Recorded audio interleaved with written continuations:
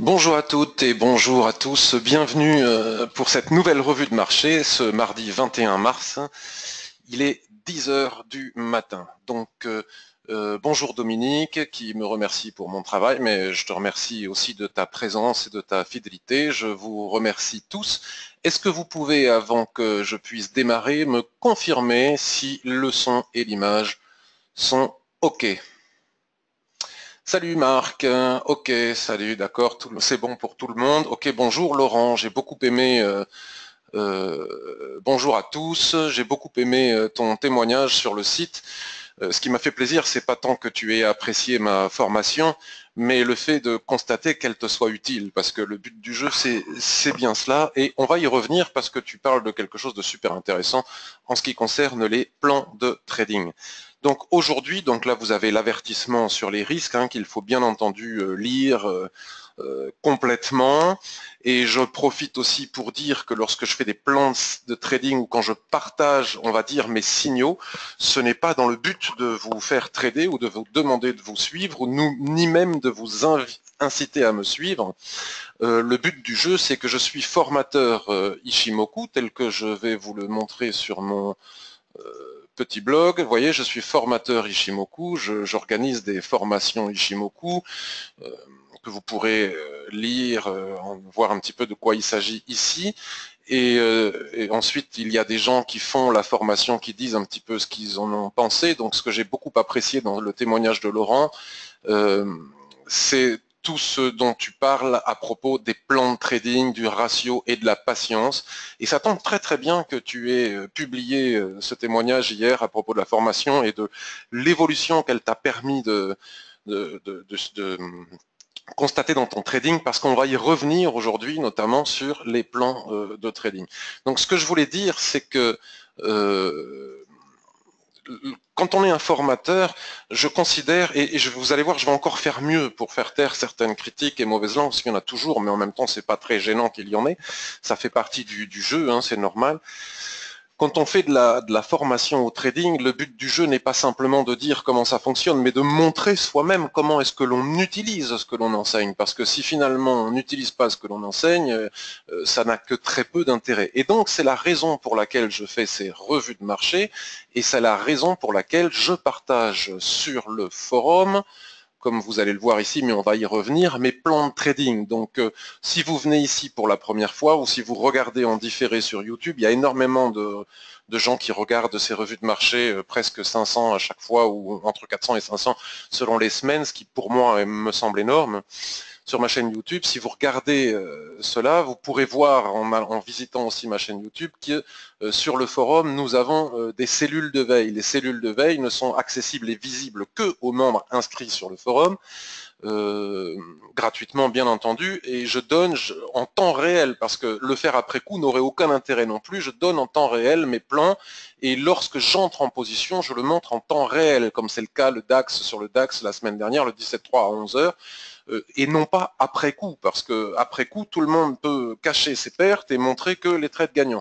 Donc comme ça, moi, en les montrant en temps réel, voire même en indiquant à l'avance ce que je vais faire en fonction d'un plan de trading, je ne peux pas cacher mes pertes. C'est soit je gagne, soit je perds, soit je sors, soit je fais ceci, cela, mais en tout cas, on voit réellement ce que je fais. Et c'est la raison pour laquelle j'indique mes plans, j'indique quand j'entre en position. Le but n'étant absolument pas, et je tiens à le préciser, c'est vraiment important, de fournir des signaux. Je ne suis pas un fournisseur de signaux. Pour cela, il y a des services de personnes qui le font payant, des bons et des mauvais d'ailleurs. Moi, c'est dans le but d'une formation continue et permanente à l'Ishimoku, c'est-à-dire que je veux montrer ce que je fais avec l'Ishimoku pour que tout le monde puisse constater si ça fonctionne ou si ça ne fonctionne pas. Maintenant que j'ai raconté cela, je voudrais revenir donc sur les sujets suivants. Donc aujourd'hui, parce que c'est ce que je vais essayer de faire à partir de maintenant, bon, pas forcément systématiquement, mais de temps en temps, c'est ce que je vais tenter de faire. La semaine dernière, si vous étiez là, nous avons étudié des plans très concrets, très précis sur l'USD CAD en très court terme, l'euro USD intraday et le DAX. Donc je vais revenir très rapidement sur ces plans de trading de la semaine dernière pour voir ce qu'ils ont donné et pour voir si je les ai tradés et de quelle manière je les ai tradés. Et puis ensuite, je vais vous proposer de regarder aujourd'hui l'euro-USD de nouveau, voir s'il n'y a pas quelque chose à faire, à préparer la UD-USD, l'USD-Yen et l'US30. Et bien évidemment, si vous avez des questions à la fin, ou si vous souhaitez que j'analyse autre chose, à condition que je l'ai sous la main, parce que quand on m'avait demandé AUD, USD, NZD la dernière fois, je ne l'avais pas trouvé, puisque je ne traite jamais ce genre de paire. Donc à ce moment-là, vous me le direz et j'essaierai de regarder. Donc, avant de revenir sur les plans de la semaine dernière et sur les plans de cette semaine, je voudrais aussi dire que l'intérêt, le but de ces revues de marché, excusez-moi, n'est pas de vous apprendre à utiliser l'Ishimoku. Pour cela, nous avons le forum que je vous ai montré tout à l'heure. Nous avons donc la formation Ishimoku qui est très pédagogique, très détaillée, etc. Et je n'aurai bien évidemment pas le temps de répondre aux questions techniques concernant l'utilisation de l'Ishimoku. Pour pouvoir suivre ces revues de marché, même si la plupart du temps je décortique quand même et je fais un petit peu de pédagogie, ce n'est pas l'objectif de ces revues de marché. Pour suivre ces revues de marché, il faut déjà soit avoir compris l'Ishimoku et son fonctionnement, soit s'y intéresser, même si on ne comprend pas tout, et puis grâce au forum, à la formation et à beaucoup d'autres choses que j'offre gratuitement, je vais vous remontrer ça très rapidement parce que ça peut vous intéresser. Si vous voulez vous initier à l'Ishimoku, sur le menu vertical, dans le menu vertical du site qui est ici, vous avez déjà beaucoup d'informations gratuites. Et notamment, je vous recommande très vivement d'aller cliquer sur le nuage parce que vous comprendrez que il y a des choses vraiment importantes, des idées reçues dont il faut casser le cou. Il faut faire très attention. Notamment, par exemple, je vous mets en garde sur les informations gratuites de gens qui n'ont rien compris à l'Ishimoku et qui écrivent partout sur Internet que lorsque les prix et la Chikou-span cassent le nuage à la hausse, c'est un signal haussier, et lorsqu'ils le cassent à la baisse, c'est un signal baissier, ce qui est absolument et totalement indémontrable et totalement faux. Vous comprendrez pourquoi en allant voir le nuage ici. Comme le croisement de la Tenkan-sen et de la Kijun-sen, tout ce genre de bêtises qui ne servent strictement à rien et qui ont été écrits par des gens qui ne comprennent pas l'Ishimoku. Comme je dis souvent, vous allez penser que je radote, mais par exemple, moi, j'y connais rien en mécanique, et c'est pas parce que j'y connais rien en mécanique que je n'ai pas le droit d'écrire un tuto sur Internet sur le fonctionnement du moteur ou sur comment démonter, remonter une courroie de distribution. Après, le moteur ne marchera plus jamais, mais j'ai le droit de le faire. Il y a des gens qui font la même chose avec l'Ishimoku. Maintenant que j'ai raconté cela, revenons sur les plans de trading de la semaine dernière très rapidement et peut-être qu'ils vont nous permettre de déceler des plans de trading cette semaine. Alors, souvenez-vous, la semaine dernière, nous avions parlé de range dans le range du range, c'est-à-dire que nous avions évoqué les fameuses poupées russes. Donc là, les flèches elles sont un petit peu grosses. Bon, on va essayer de les... Voilà, ça n'a pas d'importance. Vous voyez, ici, nous avions décelé dans ce rectangle jaune, nous avions parlé d'un range très important. On va la virer cette flèche parce que ça peut... Et puis, nous avions évoqué le fait que ce range qui dure depuis maintenant 2015 avait été légèrement cassé. Et lorsqu'un range casse, même si nous avons des bougies, ici des chandelles, des chandeliers, ici c'est des chandeliers en haute vague, si nous avons une structure en haute vague comme ça, ou même une étoile du matin, il y a plusieurs structures en une seule ici, de retournement, ce n'est pas une raison pour forcément rentrer en position pour viser de nouveau le haut du range ou la zone d'équilibre, puisqu'à partir du moment où un range est cassé, il est cassé. Et donc, il est difficile d'établir des probabilités, puisque nous savons que le trading, ce n'est pas basé sur des biais, je pense que c'est haussier, je pense que c'est baissier, ni sur des paris, mais uniquement des probabilités. C'est une question de statistiques.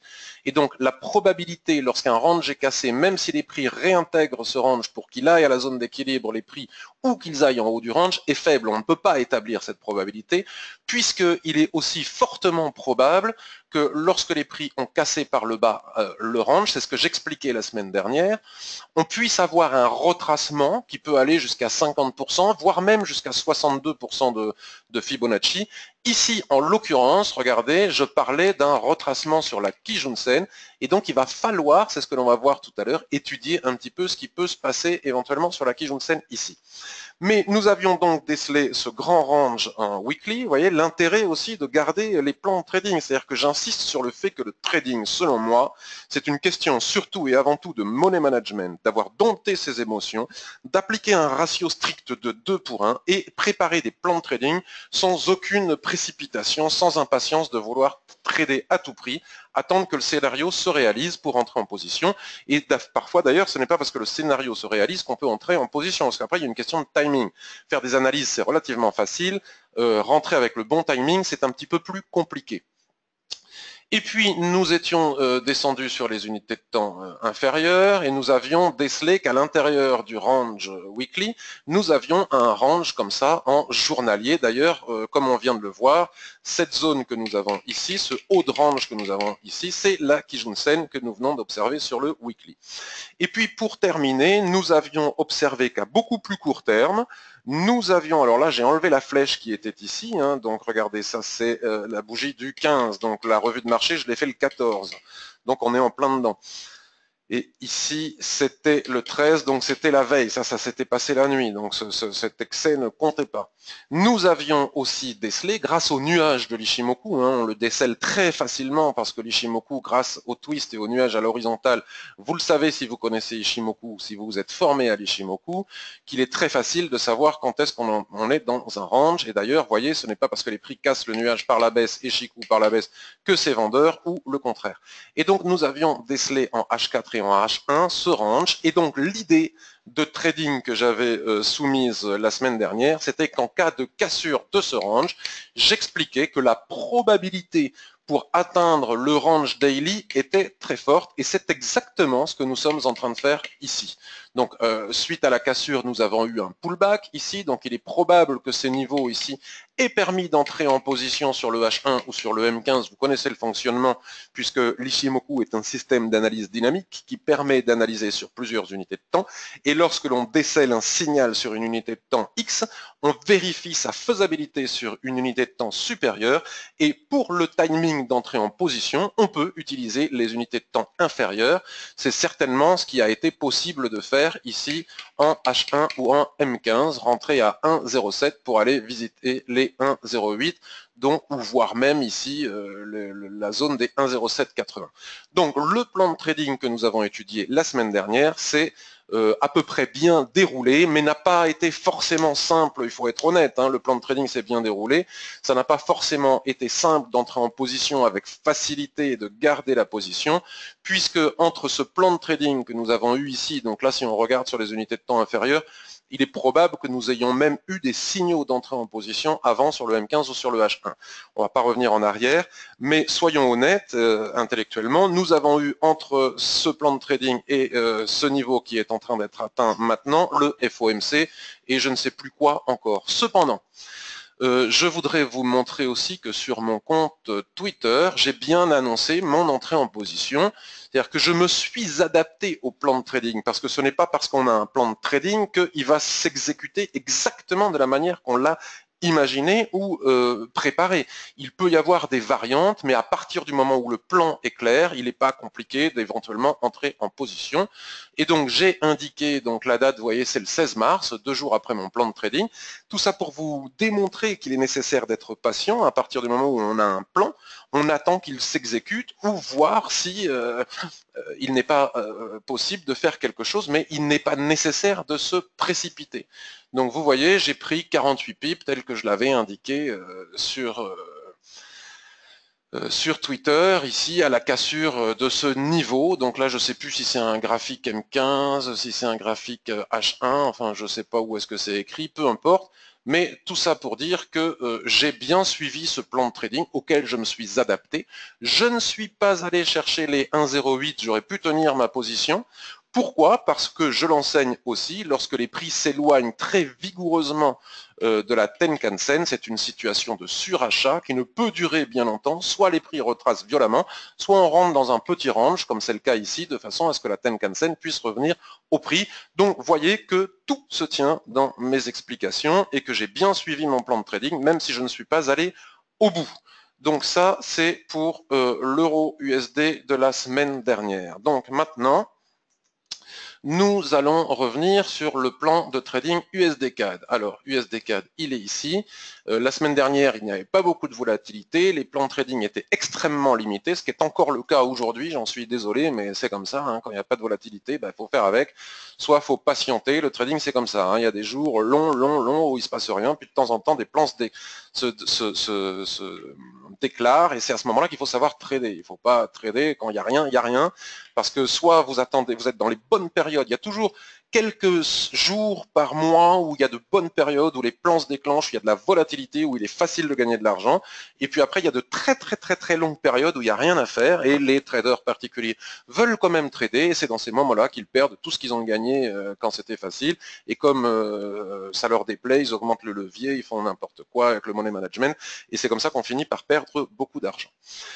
Donc voyons voir, ici je suis sur l'USD-CAD en 15 minutes et je voudrais retrouver le 15, donc le 14, voilà, donc c'était avant cette chute, voilà, c'était ici, je vais bloquer la vue, sinon, tac, bloquer la vue, et donc je vous indiquais que, alors vous voyez, il y a ces chandeliers qui sont ici, j'indiquais un plan de trading à très court terme, alors pour le revoir, il suffit de regarder la revue de marché de la semaine dernière, hein, ce que je ne me souviens pas avec exactitude ce que j'ai raconté la semaine dernière, mais ce dont je suis sûr, c'est que je disais qu'il y avait une 30-35 points à prendre en intraday, en très court terme, en cas de cassure de ce niveau, vous voyez la ligne noire qui est ici est de pullback, donc c'est exactement ce que nous avons eu.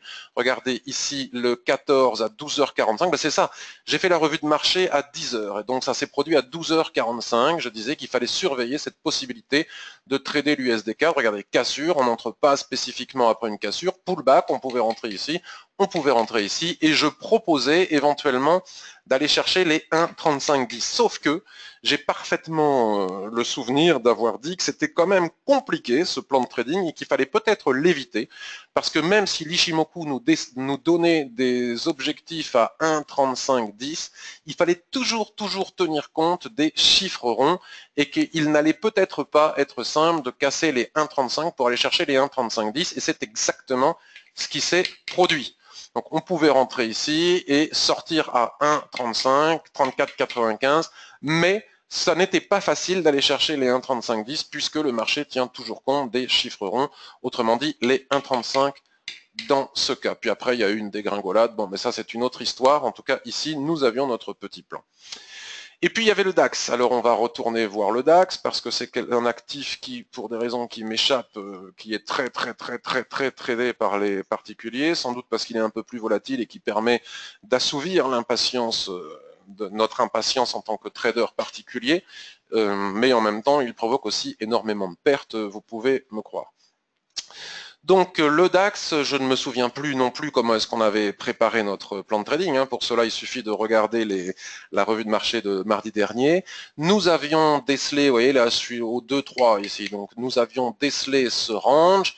Alors ce range là, il faut aller le chercher certainement sur du 15 minutes ou sur du H1 pour voir le twist du nuage et le nuage totalement à l'horizontale. On va vérifier après que ce soit bien le cas. Et puis à l'intérieur de ce range, nous étions voilà, enfermés dans ce triangle. Vous voyez, ça c'est les lignes, les traits, les droites que j'ai tracées la semaine dernière, mardi dernier, et qui sont toujours à l'écran.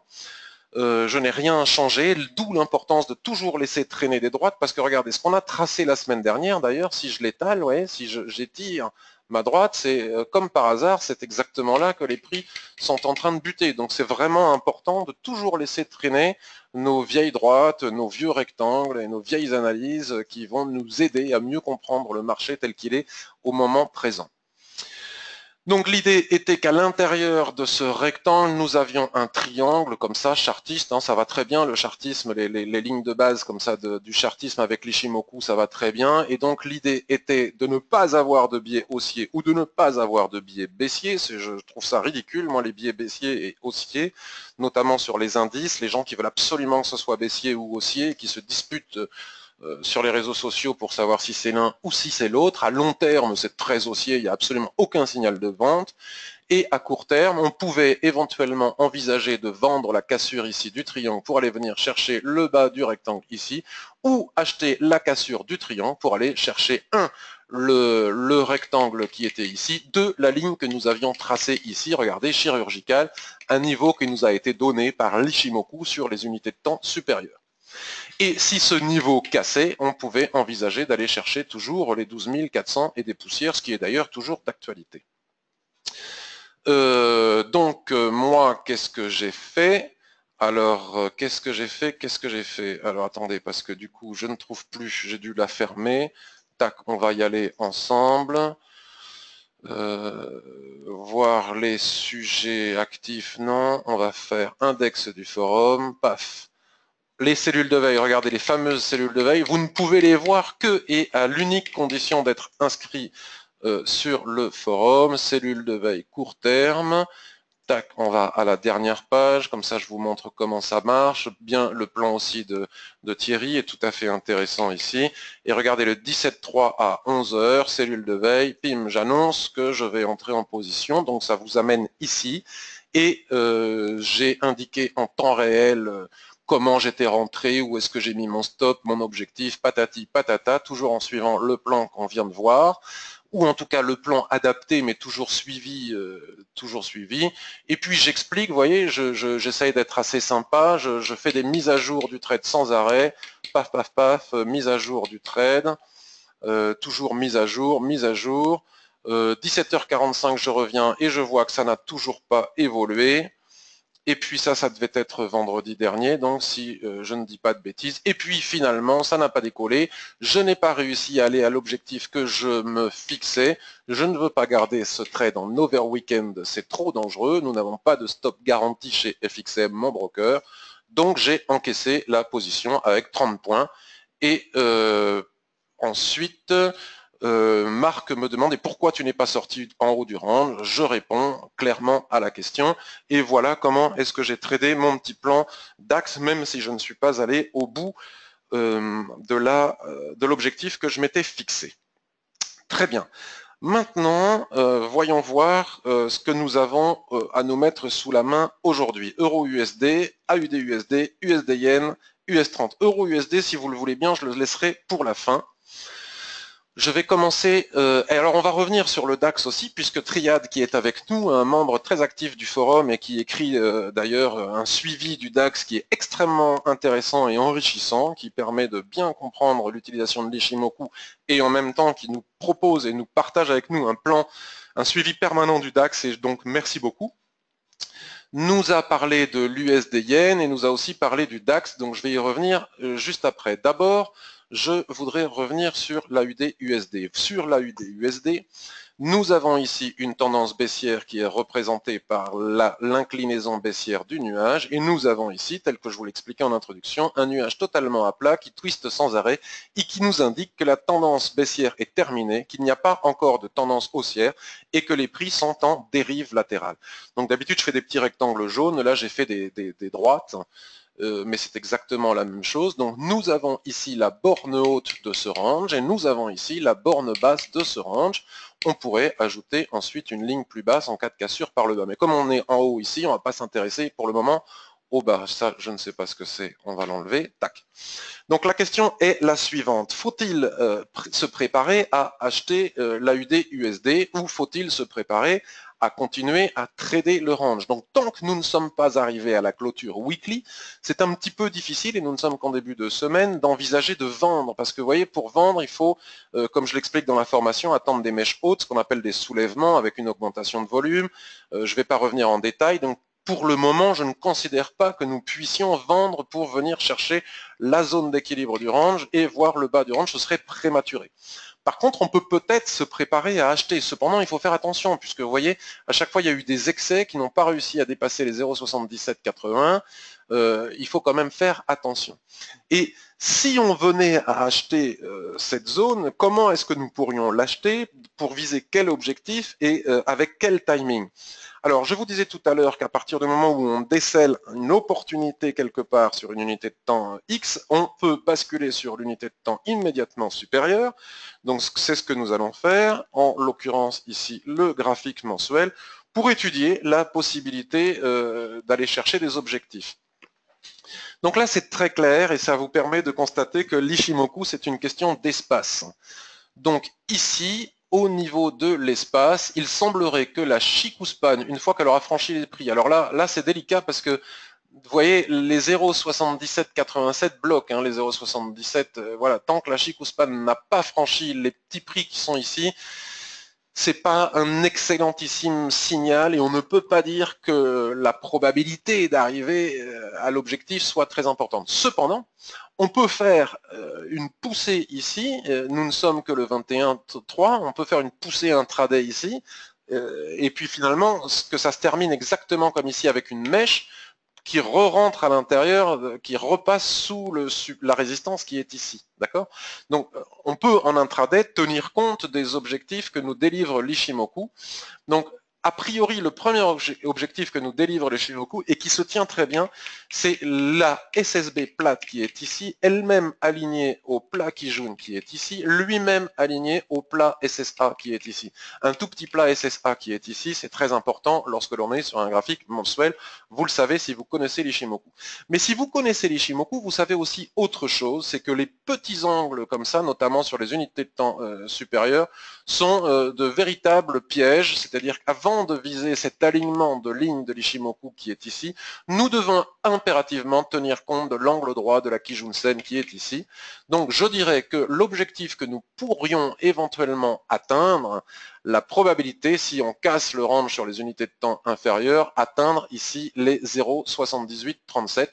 D'ailleurs, si on regarde maintenant purement l'action des prix, on voit bien que c'est une zone qui a été travaillée, il y a des petits dépassements, vous voyez, ça se joue entre cet angle droit de Kijun-sen et la SSB qui est ici. Donc par prudence, autant tenir compte de l'angle de Kijun-sen qui est ici.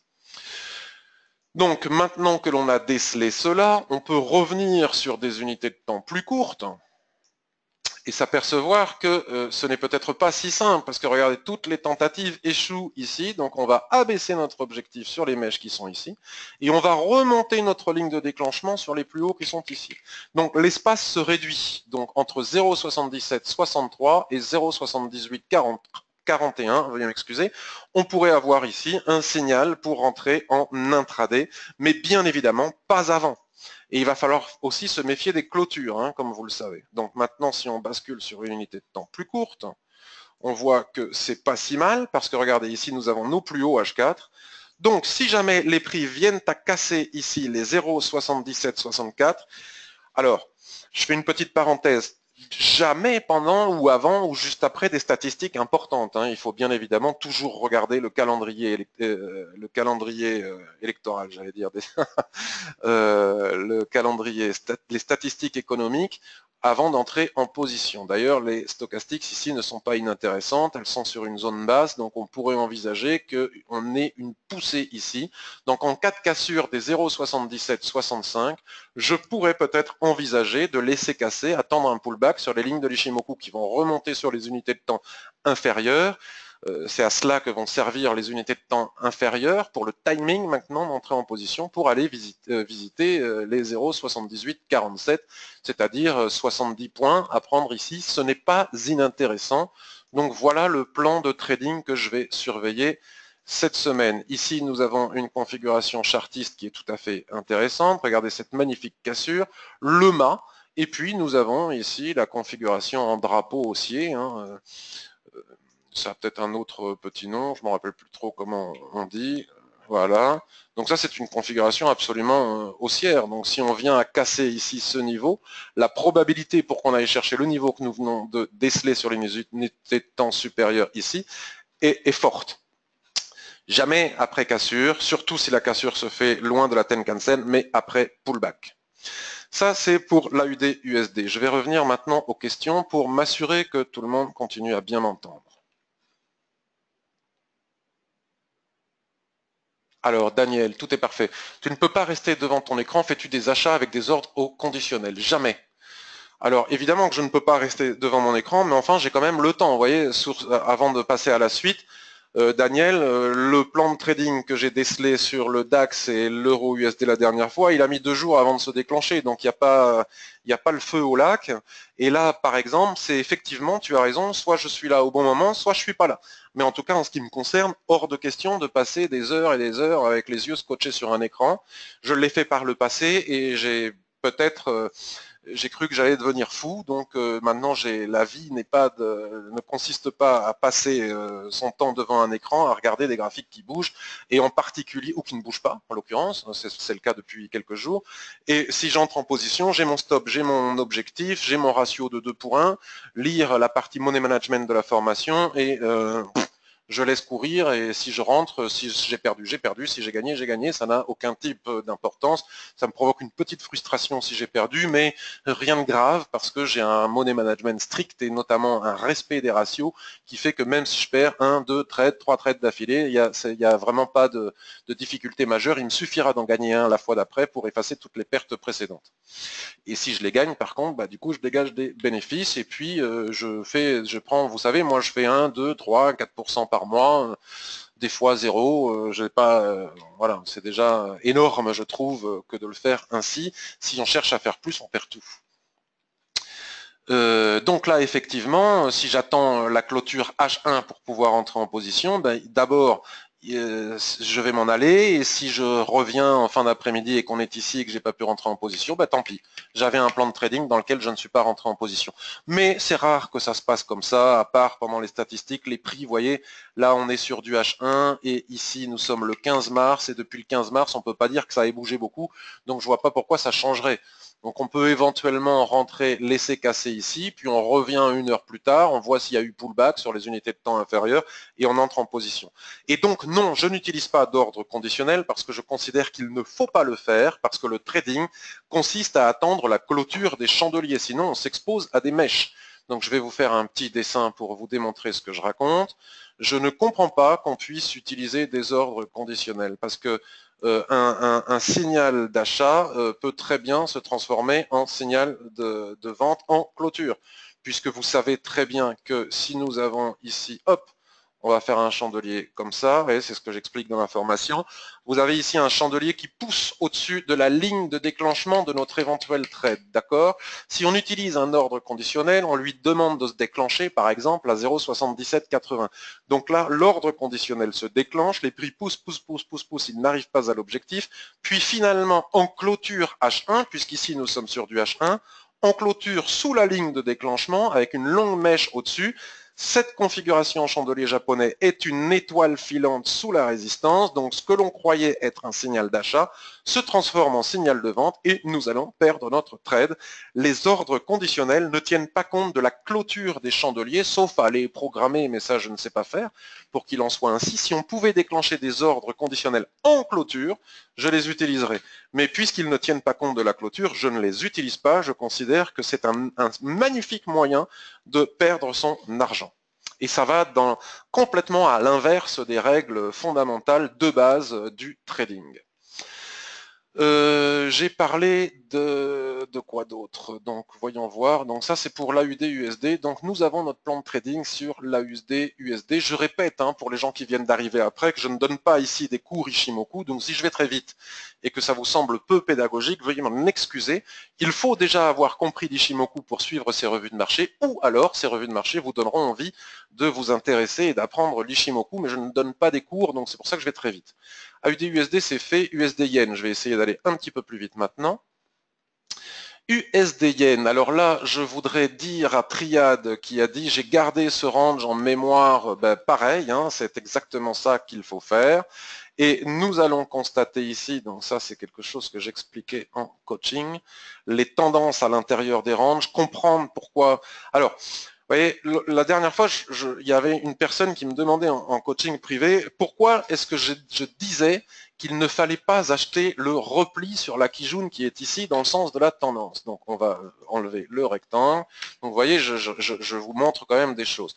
Donc nous avons ici en apparence, même pas en apparence, de façon totalement concrète, donc ça, ici, on ne connaissait pas ce qui allait se passer ici. Nous avons une tendance haussière sur l'USD Yen.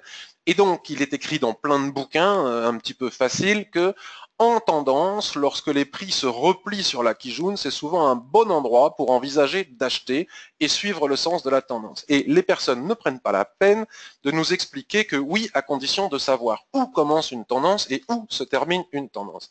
Et vous remarquerez que la plupart du temps, c'est rare qu'il en soit autrement, si ce n'est sur les indices par exemple, actuellement, une tendance en général s'inscrit dans une dérive latérale. Alors elle peut être large, elle peut être courte, elle peut être sur plusieurs unités de temps.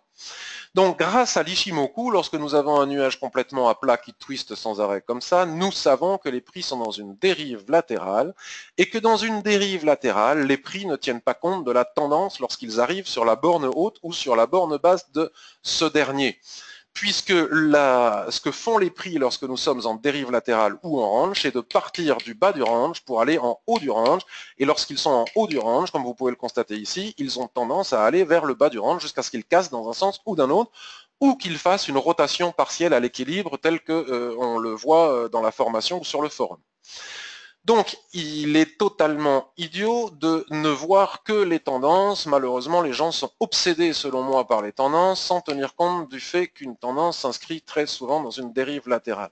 Donc, lorsque l'on est dans le sens de la tendance et qu'on a de l'espace, ici par exemple ce Marubozu, ce passant de ceinture qui casse en force la Kijun-sen après avoir cassé la zone d'équilibre du range et après le repli, donnait lieu à pouvoir acheter en mettant le stop en bas et en visant le haut du range par exemple.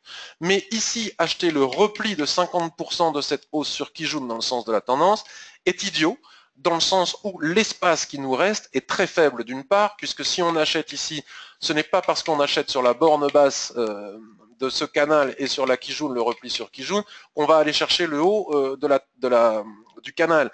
A priori, les prix ne dépasseront pas forcément facilement le haut de la borne haute du range qui est ici. D'autant plus que ce repli intervient après avoir tapé la borne haute du range, et la borne haute du range, le range prime sur la tendance, contrairement à ce que tout le monde raconte, trend is your friend. Moi je vais vous dire, oui, à condition de bien repérer où elle commence et où elle termine. Donc à partir du moment où les prix tapent la borne haute du range ici, tant qu'elle n'est pas cassée, la probabilité est beaucoup plus importante pour que les prix reviennent chercher le bas du range que pour qu'ils s'appuient sur la borne basse du canal pour remonter plus haut. Donc c'est la raison pour laquelle je disais qu'il n'était pas prudent d'acheter la Kijun quand on est revenu ici. Et le marché m'a donné raison. Voilà. En tout cas, même s'il m'avait donné tort, ça reste, c'est comme ça. Et la seule façon de trader lorsqu'on est en haut d'un range, si on veut acheter, c'est d'attendre que ça casse, d'attendre les pullbacks pour y revenir. Donc ici et maintenant, comme nous l'a fait remarquer Triad sur Twitter et sur le forum, les prix approchent de nouveau de la borne basse de ce range. Donc dans les jours qui viennent, dans les heures qui viennent, il va être extrêmement intéressant d'étudier la réaction des prix sur la borne basse du range. Donc là, c'est extrêmement simple. Vous connaissez ma pratique du trading range. Si jamais nous avons une mèche basse, donc raison pour laquelle, une fois encore, il ne faut pas utiliser les OC, les ordres conditionnels. Si nous avons une mèche basse avec un chandelier qui clôture à l'intérieur et une augmentation de volume, j'achète. Je vise 1, le milieu du range, 2, le haut du range, le stop sous la mèche la plus basse sous le range. Donc là, ce ne sera pas compliqué, ça sera sous la mèche la plus basse qui est ici. D'autant plus que vous le savez, l'USD-Yen, à part à très court terme, je ne le vends pas, je l'achète. Donc voici pour le second plan de trading. Donc qu'est-ce que j'ai dit d'autre? USD-Yen, AUD-USD, ça s'est fait, US30 et Euro-USD. Après, je viendrai à vos questions. Donc US30, j'ai regardé ce matin. Bien évidemment, il ne faut rien faire s'il y a des statistiques importantes aux États-Unis ou des banques centrales ou je ne sais pas quoi, j'ai pas encore regardé. Vous voyez, je laisse toujours traîner les vieilles choses, comme je vous l'expliquais en introduction. Et si j'étire maintenant ce range, tac, voilà, regardez, c'est pas inintéressant de constater que la borne haute décelée ici précédemment continue à jouer son rôle. Et voilà ce qui se passe. Vous voyez, regardez les ordres conditionnels. Là, c'est situé sur du H1, bien, mais si tu bascules sur H4, le chandelier que l'on a vu dépasser ici, voilà, bon, là, c'est un peu compliqué. Il aurait fallu le voir sur Daily. Mais attention aux ordres conditionnels, parce que là, on aurait pu avoir simplement une mèche et l'ordre qui déclenche un éventuel signal d'achat se transforme en signal de vente. Ça c'est fait. Donc je ne sais plus pourquoi j'ai regardé l'US30 tout à l'heure et je voulais le partager avec vous. Voilà, nous sommes toujours à l'intérieur de ce range et donc la question est de savoir qu'est-ce qui se passe si on casse par le haut. Je considère que les indices sont toujours haussiers. Hein. J'ai pas de biais, mais je ne vois pas qu'est-ce qui peut nous faire penser qu'il soit baissier. Regardez, la tendance est totalement haussière. Tiens, là j'ai laissé traîner des vieilles extensions de Fibonacci, toujours intéressant. Donc, l'idée était qu'en cas de cassure de je sais plus quoi, on aurait pu arriver ici. Alors attendez, je vais essayer de retomber sur mes pieds, je sais plus. Ici, on va tracer ça ici aussi. La vieille extension de Fibonacci. Regardez, la tendance est parfaitement haussière, soutenue par la Kijun-sen. La Kijun-sen, nous avions eu ici un excès quand j'explique qu'il faut toujours faire attention des accélérations haussières. Nous avons eu un excès, un surachat. La Tenkan-sen revient à l'équilibre et la Kijun revient à l'équilibre et pourrait venir se coucher quelque part par là pour nous donner des signaux d'achat soit sur la borne basse de ce rectangle, soit en cas de cassure ici ou ici. Donc maintenant que j'ai fait mon analyse sur le daily, je rebascule sur H4. Voilà, il va falloir tenir compte aussi en intraday de ce niveau. Bim. Donc moi je cherche à faire de l'intraday sur les indices. En aucun cas j'achète ou je vends swing. Vendre, non, je vois pas pourquoi, il n'y a pas de signaux de vente. Même si l'élastique est extrêmement tendu, comme je l'ai expliqué dans mes billets récemment sur le blog. Donc ici, en cas de cassure des 20 972, on peut aller chercher très rapidement, mais enfin c'est compliqué parce que c'est volatile les indices. Donc je dirais qu'en cas de cassure des 21 020, nous pourrions venir chercher les 21 086. Donc ça, c'est un plan qu'on peut exécuter en H1, voire même en 15 minutes. Bien évidemment, si on fait du 15 minutes, il faut pouvoir être devant l'écran au moment où ça se produit. Donc, si vous basculez sur du 15 minutes, regardez, on retombe sur nos pieds. Alors, je dois aller très très vite pour les gens qui débutent, ça doit être un peu compliqué, je m'excuse. Si on casse les 21 975, les 21 016, attention aux chiffres ronds des 21 000, hein, comme pour l'USD-CAD, et les 21 015, 0,16 nous amène à 21 090. D'accord, avant d'aller chercher les 21 100. Donc là, nous avons un plan de trading haussier, mais pour cela, il faut bien attendre la cassure effective en clôture de chandelier, les pullbacks sur les lignes de l'Ishimoku qui remontent, et seulement après, rentrer par rentrer sur cassure, hein, toujours pareil. De la même manière que si les prix reviennent se replier sur le bas de la dérive latérale qui est ici, en cas de configuration de retournement, comme on peut le voir ici, de mèche ou de configuration de retournement, étoile du matin et je ne sais quoi, avalement, il y en a pas mal. C'est aussi une éventuelle possibilité pour entrer en position. Il faudra étudier à ce moment-là, hein, je ne dis pas de le faire, il faudra réétudier à ce moment-là l'opportunité de le faire, rentrer en position sur la borne basse qui est ici, avec éventuellement un stop sous la Kijun-sen Daily, puisque celle-ci, elle va continuer à remonter. Les prix, donc je voyais, si on a des signaux de retournement, comme c'est le cas ici, mais sur les unités de temps inférieures, on peut rentrer ici sur la borne basse. C'est un plan, hein, je ne dis pas de le faire, c'est mon plan, avec le stop sous la Kijun-sen, et à ce moment-là, reviser 1, le haut de ce range, 2, cet objectif, 3, celui-ci. D'accord ? Maintenant, pour terminer, on va aller regarder l'euro USD, puisque l'euro USD est en train de venir taper sa borne haute du range rose que nous avions ici. Et donc, regardez, à chaque fois que cela a été le cas, nous avons eu des chandeliers de retournement avec la possibilité de vendre ici selon les conditions du trading range que vous connaissez, augmentation des volumes, mèche, etc., pour viser 1, la zone d'équilibre, 2, le bas du range. D'autant plus que si on jette un œil, comme je le disais en introduction, au graphique hebdomadaire, nous voyons que la borne haute du range que nous avons ici en rose est bornée aussi par la Kijun-sen qui représente un niveau de 50% de retracement de Fibonacci. Donc, si nous venions à avoir des dépassements ici et des réintégrations sur les unités de temps plus courtes, ce qui serait ici se transformer en une mèche, je pense qu'il n'est pas idiot d'envisager des ventes pour venir chercher au minimum la Tenkan-sen qui est ici. Voilà pour les plans de trading du jour. Et veuillez m'excuser si je suis allé un petit peu vite, mais enfin, ça fait quand même 45 minutes que je tchatche. Donc, je vais venir voir maintenant s'il y a des questions. Alors, on reprend depuis le début.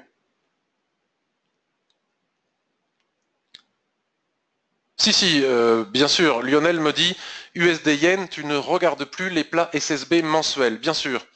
Si, je regarde bien évidemment aussi les plats SSB mensuels, mais je sais que ce que je viens de dire s'inscrit à l'intérieur de cette démarche des plans des SSB mensuels qui sont bien évidemment les repères ultimes pour trader l'euro, l'USD Yen, pardon. Bravo pour ton achat euro-USD, mais c'était pendant le FOMC. C'était quelques heures après le FOMC, puisqu'il était décalé à 18h et quelques pour cause de décalage horaire, puisque les États-Unis sont déjà en horaire d'été. Donc ça s'est passé 1 ou 2 heures. Voilà, je suis arrivé devant l'écran, poum, j'ai vu l'opportunité, je l'ai saisie. Et puis ça allait dans le sens de mon plan. Buenos días, Pedro. Désolé, Patrick, je dois quitter. Merci pour tout encore une fois, mais il n'y a pas de souci. Marc, qui habite à La Réunion. Merci. Alors, salut, Patrick. Son impeccable, l'image aussi. Bah, écoutez, j'en suis ravi. Depuis que j'ai la fibre, ça fonctionne très bien. Voilà. Et Lionel me dit un grand merci. Donc, je vois qu'il n'y a pas de questions. J'espère que cette revue de marché vous aura été utile. N'hésitez pas à rentrer en contact avec moi et avec toute la communauté du forum Ishimoku, qui est le forum Ishimoku le plus dynamique de francophone en tout cas, et je dirais même au-delà. Je vous souhaite à tous une excellentissime journée. Merci beaucoup. Cathy, bonjour Cathy, me dit j'ai appris beaucoup. Eh bien c'est tant mieux. Tant mieux, tant mieux. Merci à toi Thierry aussi. Puis n'hésitez pas, hein, si vous voulez avoir des informations, je suis là pour ça, et puis pour vous former aussi si vous le souhaitez. Excellente fin de journée à tous, à bientôt. À bientôt sur Twitter, sur le forum et sur le blog. Bye bye.